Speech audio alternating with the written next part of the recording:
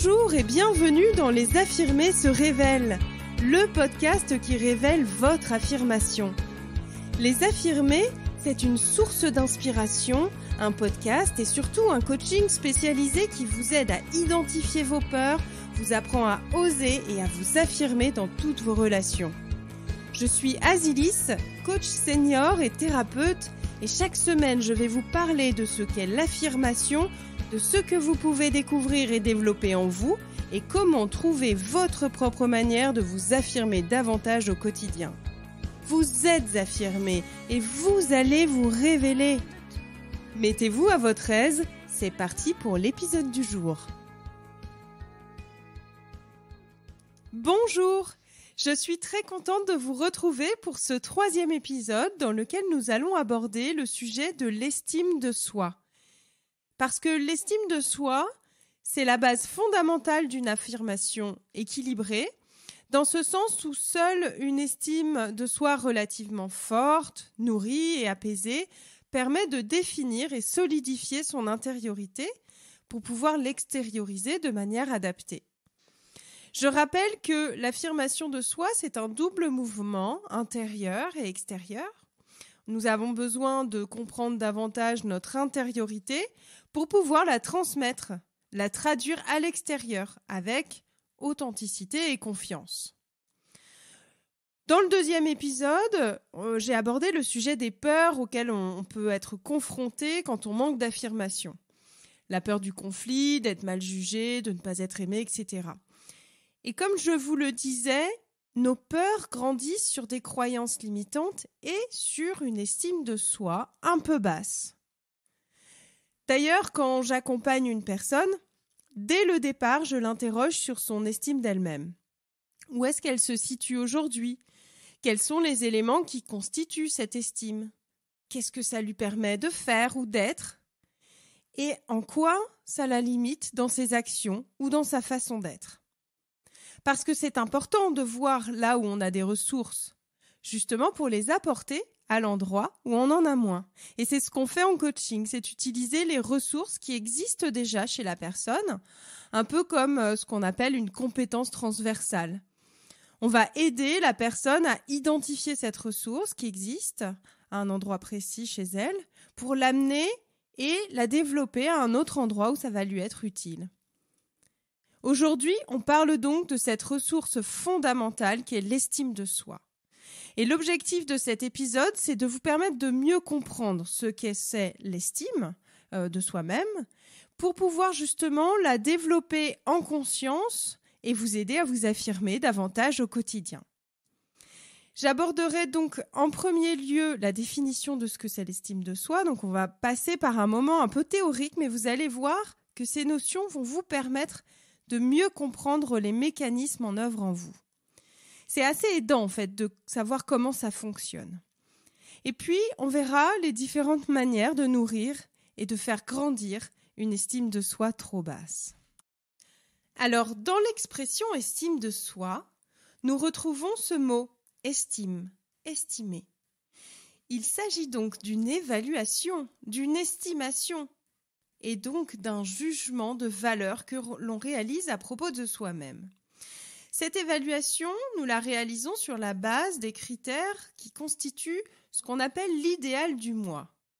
Cet idéal rassemble tous nos critères de jugement sur ce qui est bien ou mal, ce que nous devons être ou faire, ce que nous ne devons pas être, ne devons pas faire.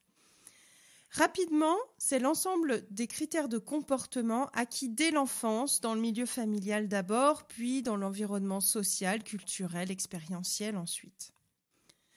Tout cela bâtit l'architecture de notre système de croyance et donc de notre manière de voir la réalité, notre perception de la réalité, notre carte du monde. Donc depuis notre naissance, on élabore inconsciemment en arrière-plan une représentation, c'est-à-dire une image idéale de nous-mêmes et à laquelle on essaye de coller toute notre vie. Donc on voit bien que les critères à partir desquels on réalise l'évaluation de ce que l'on est par rapport à notre idéal sont issus de nos expériences et de notre environnement. Et souvent, on n'en est pas assez conscient. Alors, ce qui est rassurant, c'est de voir que on peut être davantage conscient de ça et qu'on est capable de faire du tri et donc de choisir plus consciemment des critères qui nous conviennent davantage. En PNL, alors je rappelle que c'est la programmation neurolinguistique, on dit que c'est notre système de croyance qui vient filtrer ce que l'on perçoit de la réalité. Et que c'est à partir de ce qu'on croit être bien ou mal, de ce qu'on croit qu'il faut penser, ne pas penser, faire, ne pas faire, que nous allons sélectionner les critères de cet idéal de soi. Alors, le système de croyance est vraiment nécessaire à notre structuration en tant qu'individu. C'est notre architecture, notre matériel et nos ressources. Mais parfois, certains éléments, certains critères sont d'une certaine manière erronés. Parce que, par exemple, ils sont inatteignables, irréalistes. Ou alors comme des images plaquées, des injonctions qu'on nous aurait collées et qui ne correspondent pas ou plus forcément à nos réelles aspirations personnelles. Ils font alors partie de ce qu'on appelle les croyances limitantes. Un exemple très parlant, un peu banal, je caricature, mais si dans cet idéal, on m'a inculqué que seules les femmes qui font une taille 38 sont belles, je ne pourrai jamais avoir une bonne image de moi parce que depuis le lycée, je n'ai pas eu cette taille-là. Pour certaines personnes, déconstruire une telle croyance, ça peut être un chemin un peu long. Et chez d'autres, ça va être assez rapide parce que la prise de conscience fait un peu électrochoc. Pour résumer sur les critères de l'estime de soi, on vient de voir qu'on se juge soi-même à partir de choses qui sont très empreintes de notre enfance, de notre environnement et de nos expériences de vie. Et que souvent, on en est plutôt inconscient. Il y a eu de nombreuses recherches sur le sujet de l'estime de soi et ce que ça dit, globalement, c'est que l'estime de soi, c'est le rapport entre ce qu'on est réellement et ce qu'on veut être, l'idéal du soi. Et que plus l'écart entre le soi réel et l'idéal de soi, ce que je suis réellement et ce que je voudrais être, plus cet écart est important, plus l'estime de soi est faible. Alors, on vient de voir comment se construisent les éléments de mesure, de jugement à propos de nous-mêmes. Maintenant, on va voir ce qu'on mesure justement, ce qu'on évalue. Et dans l'estime de soi, il y a 3 grandes composantes. La première, c'est l'amour de soi. C'est vraiment l'élément le plus important. C'est ce que nous sommes capables de nous apporter comme amour inconditionnel, donc non conditionné à nos comportements, nos capacités, nos performances. C'est alors notre capacité à nous consoler malgré un échec, un événement douloureux, une injustice. À quel point vous pouvez vous dire à vous-même « je m'aime ». À quel point vous pouvez vous apporter de la douceur, de la bienveillance, de la compassion. L'amour de soi, c'est parfois quelque chose qui est bousculé dans nos enfances, par des événements douloureux ou alors des situations, des relations où notre inconscient a tiré des conclusions erronées.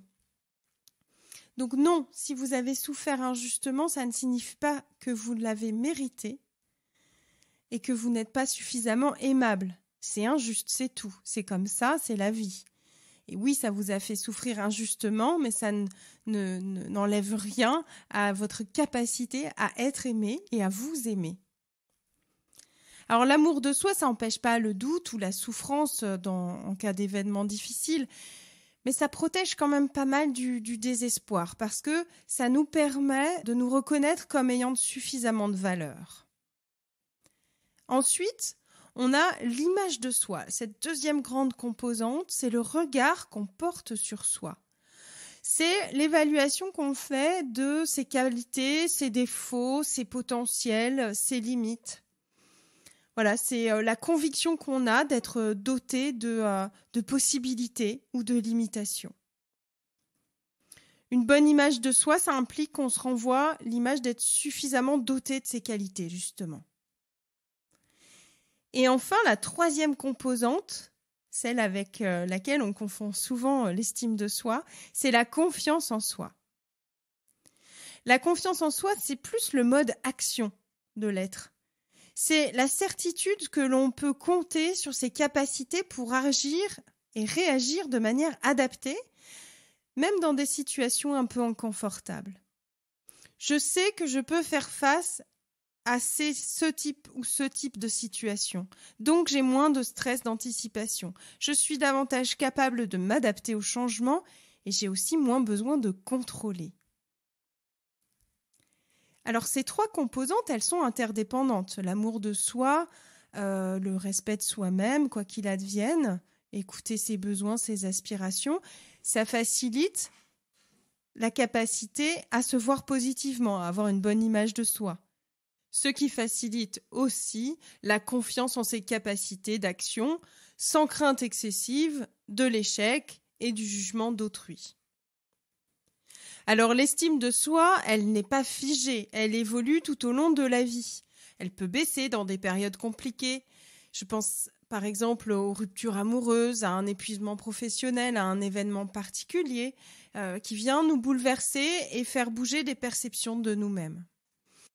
À noter que la perception qu'on a de soi conditionne la perception qu'on a des autres et de son environnement. Une meilleure connaissance de soi-même, ça constitue la première étape pour élargir son champ de vision et d'être davantage en tolérance, en bienveillance, envers soi comme envers les autres. La mauvaise estime qu'on entretient des autres, elle est proportionnelle à celle qu'on a au fond de nous-mêmes. Quand on entretient des propos très jugeants envers les autres, c'est surtout de soi-même que ça parle. Non pas qu'on a exactement les mêmes défauts que ceux qu'on juge, ce serait super réducteur de dire ça, parce que l'inconscient est beaucoup plus complexe. Mais dans ces moments-là, ce qui est utile, c'est de se demander en quoi c'est un problème que l'autre fasse ça ou soit ça. Qu'est-ce que je me dis quand je vois cela ? Qu'est-ce que je ressens, etc., etc. En tout cas, ça peut être intéressant de creuser, parce que ça parle de nous. Heureusement, plus notre propre estime est positive, devient positive, plus la perception des autres et de notre environnement devient positif. Et à ce moment-là, on a une plus grande marge de manœuvre pour faire grandir l'amour qu'on a pour soi, construire une meilleure image de soi et acquérir une plus grande confiance en nos capacités à faire face aux événements de la vie. Souvent, en début de coaching, j'utilise un exercice qui permet d'aider mes clientes à évaluer leur estime, voir où elles se situent, faire un état des lieux. Et la première chose que je leur demande de faire, c'est de se donner une note sur chacune des composantes de l'estime de soi. Et en séance, on part de ces notes pour approfondir le sujet, travailler sur les problématiques limitantes. Alors ça paraît un peu basique de partir sur des notes comme ça, mais ça permet juste un point de départ pour tirer sur un fil et travailler ce qu'il en sort. Eh bien, allons-y. Je vais vous faire une petite démo là maintenant et je vais vous inviter intuitivement à évaluer votre estime de vous. Aujourd'hui, à combien vous évaluez sur une échelle de 0 à 10 votre amour pour vous-même ? Et concernant l'image que vous vous renvoyez au sujet de vos qualités, de vos potentialités, de vos défauts, de vos limites, sur cette échelle de 0 à 10, où vous situez-vous ? Et enfin, où est-ce que vous placez votre confiance en votre capacité d'action sur cette échelle de 0 à 10 ? Vous avez pu noter intuitivement ces 3 composantes qui existent en vous. Eh bien maintenant, prenez la note la plus basse. De quelle composante parle-t-elle ? Et utilisons une baguette magique.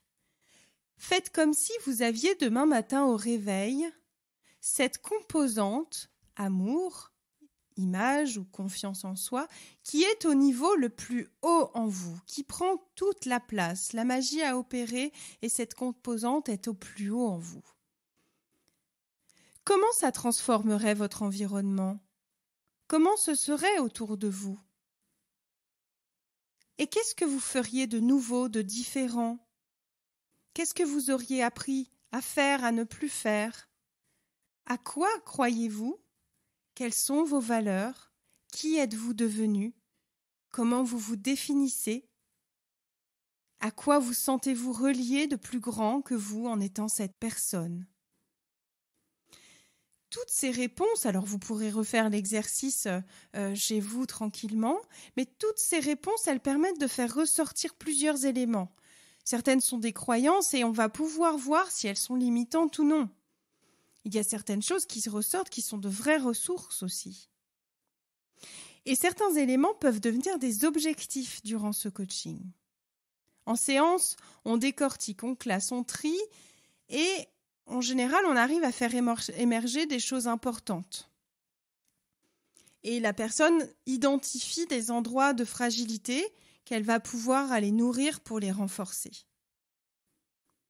Ce qui est intéressant, c'est qu'on peut vraiment agir sur des rouages qui peuvent paraître comme non essentiels de prime abord. Mais en fait, on est un système. Et un système, ça cherche toujours à maintenir un équilibre. Donc, si on agit sur un petit rouage, un aspect du système, eh bien, il va faire bouger d'autres choses pour retrouver un nouvel équilibre. On vient de voir comment se construit l'estime de soi au niveau des critères de l'idéal de soi, au niveau de ses grandes composantes. Et c'est vrai qu'il y a des conséquences parfois difficiles à avoir une estime de soi trop basse, notamment dans l'affirmation de soi. Quand l'estime est trop basse, on n'arrive pas à s'affirmer, c'est pas assez solide à l'intérieur. Mais ça peut aussi engendrer des complexes, des anxiétés relationnelles, des conduites addictives, de la dépendance affective, voire des états dépressifs. C'est pour ça que c'est important de porter une attention particulière à son estime quand on a conscience qu'elle a des fragilités. Alors, il y a plein d'approches thérapeutiques qui permettent de nourrir son estime, de la travailler, d'en faire quelque chose d'autre. Ça peut être des approches corporelles, spirituelles, psychologiques. Mais en gros, toute action qui vous fait du bien, qui vous permet de vous regarder avec bienveillance, de vous comprendre davantage, de développer votre connaissance de vous, ou même des capacités en vous, ça permet de nourrir votre estime. Sans démarche thérapeutique particulière, vous pouvez mettre en place facilement des choses à faire chez vous pour prendre soin de cette estime de vous-même. L'écriture d'un journal, l'écriture d'ailleurs sert beaucoup, prendre soin de son corps, faire des listes de gratitude, des séances de méditation, toutes les méthodes de développement personnel. En fait, il n'y a pas de réponse toute faite parce que les solutions, c'est à vous qu'elles doivent correspondre. Donc, dans tout ce qui existe, à vous de voir ce qui vous parle le plus. Bon, quand vous pensez que votre estime de vous est trop basse, je vous invite à vraiment mettre en place des habitudes pour prendre soin de vous. Apprendre à vous regarder, à vous traiter avec bienveillance et à respecter votre intégrité. Donc, si c'est par des actions personnelles, faites en sorte qu'elles soient ces actions une habitude, parce que si votre estime est basse, elle a besoin d'être soutenue et développée sur du long terme. Pour info, une habitude peut se prendre en 3 semaines. C'est le temps qu'il faut pour votre cerveau pour considérer une action comme un automatisme. Donc c'est un délai relativement court qui vous permet pas mal de possibilités. Pour finir, il existe 9 clés de l'estime de soi et je vais vous les lister. Ce qui peut être assez aidant pour vous, c'est d'évaluer où est-ce que vous en êtes par rapport à chacune des clés, où est-ce que vous vous situez et qu'est-ce que vous pourriez faire pour la développer. La première, c'est se connaître, prendre conscience de ses capacités, de ses limites. Ensuite, s'accepter. On retrouve ici le concept de l'amour de soi. Et attention, ça ne signifie pas ne rien faire pour changer, c'est plutôt accepter pour mieux en faire quelque chose, justement. La troisième, c'est être honnête avec soi. Être honnête avec soi, il y a cette notion de reconnaître ce qu'il y a en nous, accepter de les regarder, mais aussi cette notion de responsabilité derrière. Alors, on ne parle pas de culpabilité là, mais de responsabilité.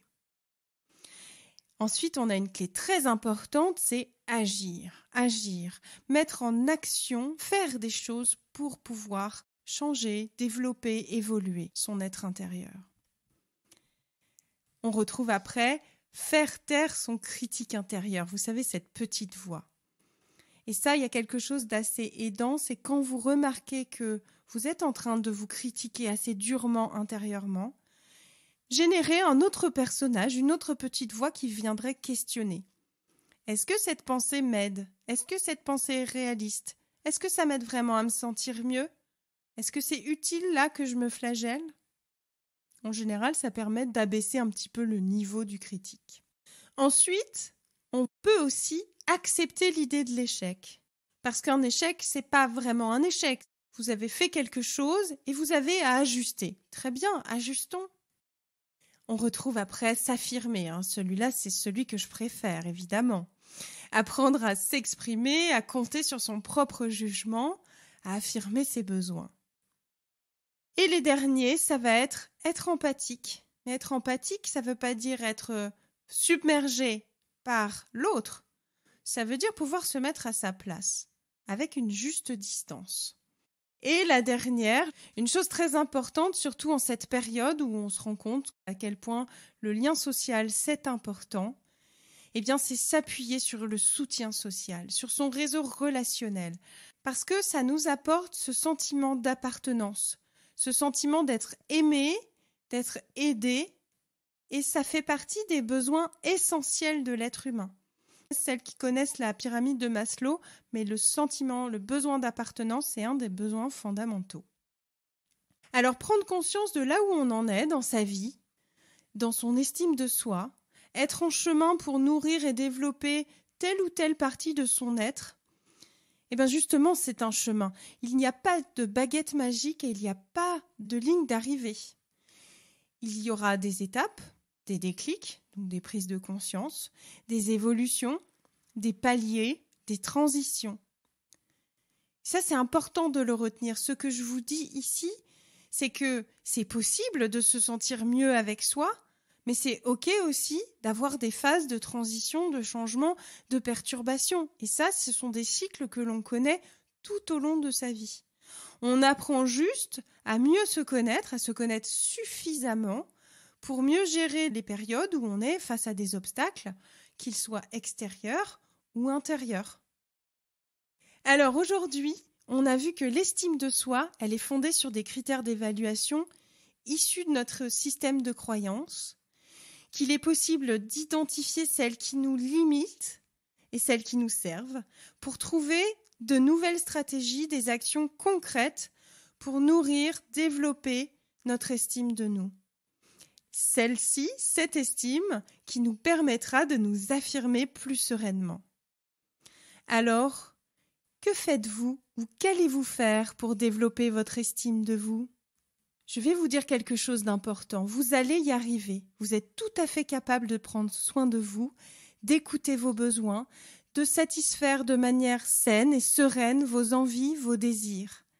Vous êtes capable d'apprendre, d'acquérir de nouvelles capacités et de vous autoriser. Vous êtes aimable, vous êtes belle, vous êtes déjà affirmée au fond de vous-même.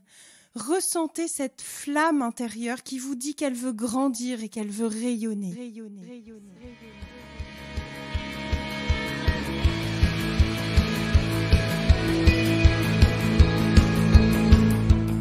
Merci d'avoir suivi cet épisode du podcast Les Affirmés se révèlent. Je vous invite à partager avec nous vos expériences en commentaire. Vous pouvez aussi poser vos questions. Je me ferai un plaisir de répondre à chacune de vous. Vous pouvez également le partager autour de vous et suivre les publications et actualités des affirmés sur Instagram et YouTube. Je vous retrouve très bientôt dans le prochain épisode. C'était Azilis. Vous êtes affirmés et vous allez vous révéler.